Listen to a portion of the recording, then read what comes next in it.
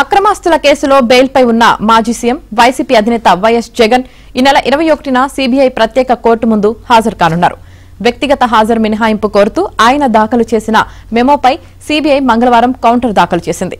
Europe పర్యటన అనంతరం కోర్టులో వ్యక్తిగతంగా హాజరు కావాలని నాంపల్లి ప్రత్యేక న్యాయస్థానం గతంలో ఇచ్చిన ఉత్తర్వులను అమలు చేయాలని గట్టిగా కోరింది.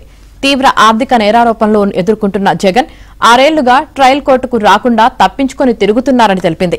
ఈ కేసులకు సంబంధించి డిశ్చార్జ్ పిటిషన్లపై రోజువారీ విచారణ జరుగుతున్నందున జగన్ ప్రత్యక్షంగా కోర్టుకు హాజరవడంలో తప్పేమీ లేదని పేర్కొంది. దీంతో గత్యంతరం లేక వ్యక్తిగత హాజరు మినహాయింపు కోరుతూ దాఖలు చేసిన మెమోను జగన్ తరపు న్యాయవాది వెనక్కి తీసుకున్నారు. మరికొద్ది రోజులు సమయం ఇస్తే మాజీ సీఎం వ్యక్తిగతంగా కోర్టులో హాజరవుతారని తెలిపారు. ఈ నెల 21వ తేదీ వరకు కోర్టు సమయం ఇవ్వగా అదే రోజున న్యాయస్థానానికి జగన్ వస్తారని న్యాయవాది వెల్లడించారు. దీంతో 6 ఏళ్ల తర్వాత ఆయన కోర్టు మెట్లు ఎక్కనున్నారు.